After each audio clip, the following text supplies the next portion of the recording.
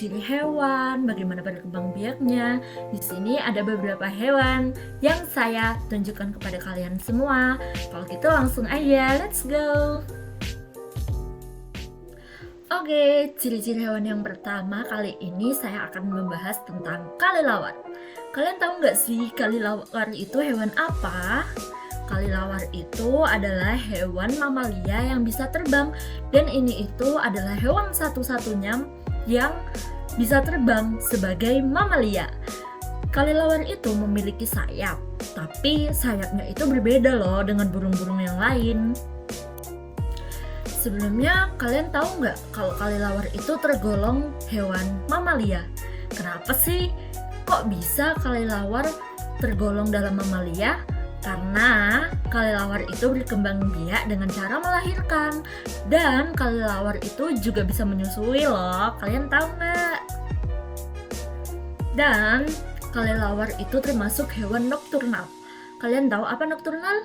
Kenapa? Enggak. Nokturnal itu adalah hewan yang hidup di malam hari. Karena pada saat siang hari atau pada saat adanya matahari, kelelawar itu tertidur, guys. Kenapa kok bisa tidur? Karena tadi kelelawar adalah hewan nokturnal, yaitu hidup di malam hari. Kelelawar pada saat tidur itu tidurnya terbalik, dan mereka akan bergelantungan di dahan-dahan ataupun di dalam gua-gua yang cukup gelap. Kalian tahu nggak kalau misalnya penglihatan kelelawar itu buruk? Kenapa sih? Karena kelelawar itu memiliki suara atau ultrasonik yang sangat kencang, dan nanti itu dibunyikan oleh kelelawar, dan pada saat mengenai suatu benda yang ada di depannya, kelelawar ultrasonik itu akan kembali lagi ke kelelawar. Kelelawar memiliki penglihatan yang buruk, tapi untuk soal pendengaran dan lain sebagainya dia sangat peka.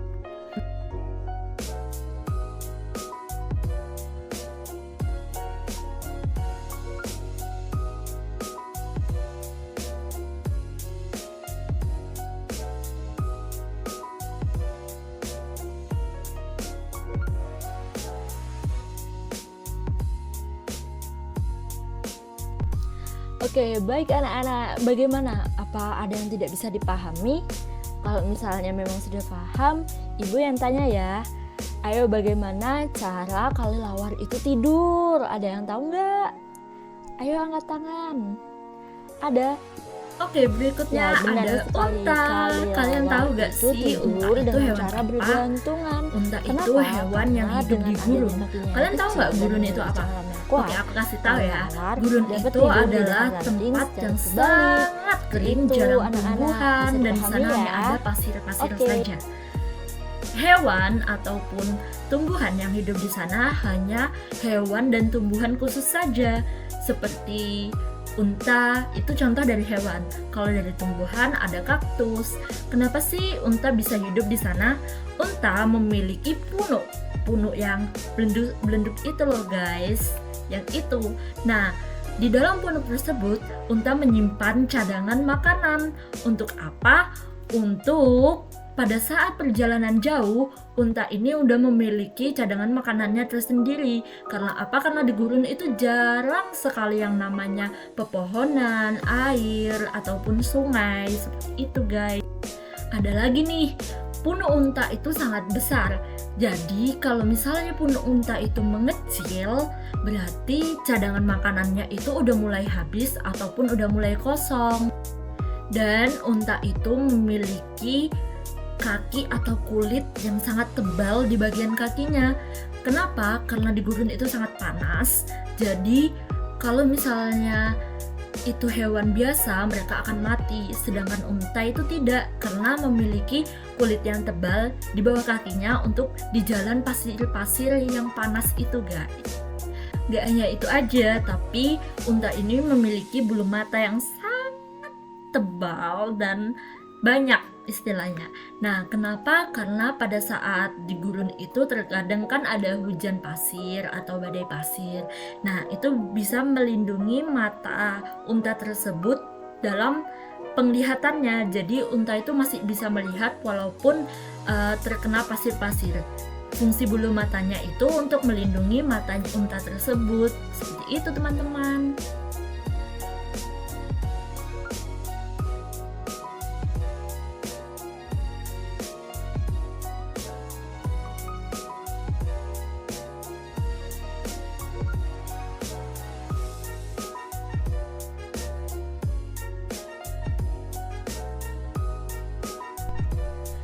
Oke, penjelasan tentang unta tadi, apa ada yang nggak paham nih?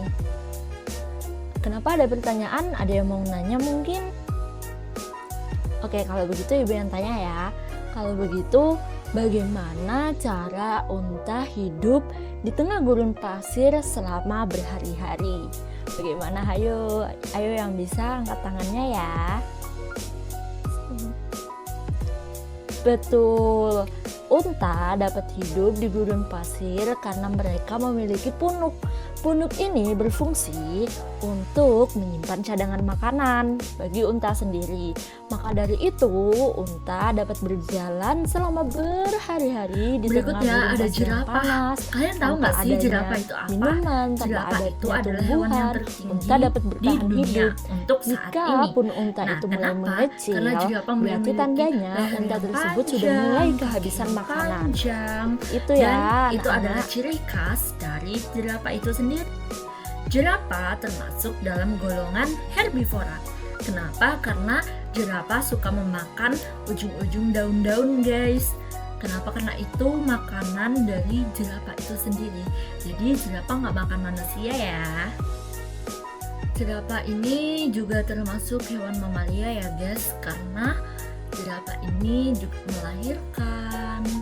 Dan anak-anak jerapah itu juga gak langsung tinggi seperti jerapah aslinya. Anak jerapah itu lebih pendek daripada jerapah aslinya. Seiring berjalannya waktu, nanti anak jerapah akan tumbuh besar sendiri. Sedangkan pada saat jerapah kecil, mereka gak langsung makan pohon yang langsung tinggi itu. Tapi mereka makan tanaman-tanaman yang pendek-pendek juga. Ini untuk anak jerapah ya.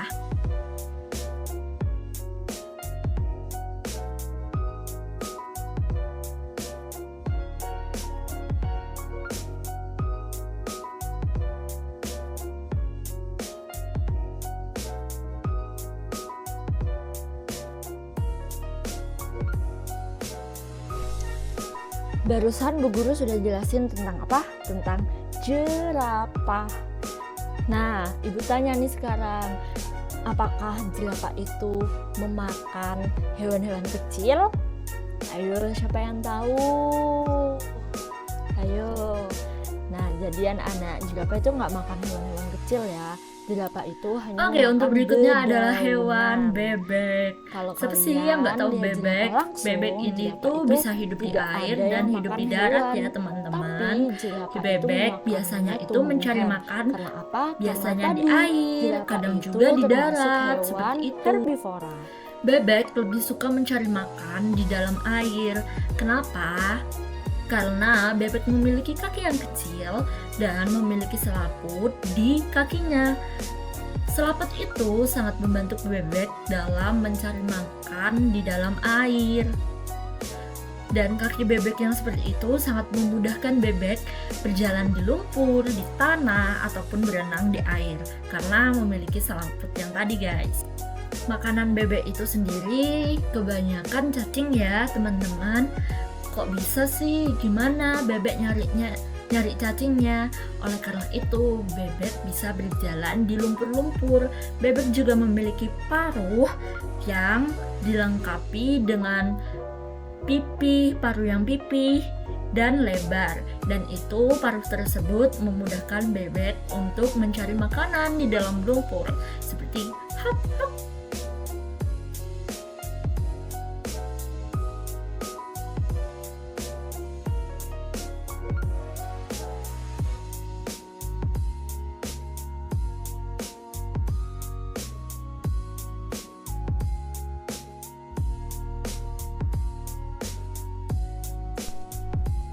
Sekarang Ibu mau tanya nih, yang dijelaskan barusan adalah tentang bebek.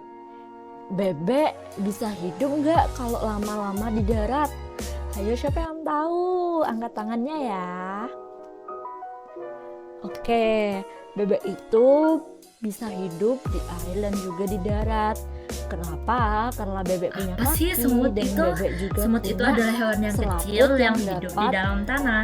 membuat Rata-rata bebek hidup itu di dalam bisa tanah ya hidup teman-teman. juga di Tapi air. biasanya ada Tapi kan di bebek rumah-rumah itu di kalian. tengah-tengah ya, antara darat Semut dan itu air. memiliki Jadi, antena. bebek itu Antena bisa itu hidup berfungsi di untuk air apa dan sih? juga di darat. Antena itu digunakan untuk menyentuh, menyium, atau merasakan getaran bunyi. Jadi, kenapa sih semut itu antenanya bergerak-bergerak? Karena itu tadi, karena antena semut itu berfungsi banyak hal bagi semut itu sendiri. Dan semut itu sendiri berinteraksi dengan sesama semut dengan menggunakan antenanya. Jadi manfaat antena semut ini tuh sangat banyak sekali. Pada saat terancam, semut itu akan mengeluarkan bau khusus yang biasanya kita cium sendiri ya guys. Ya kalau misalnya kalian menyentuh semut atau apapun, pasti ada bau-bau semut tuh di tangan-tangannya kalian.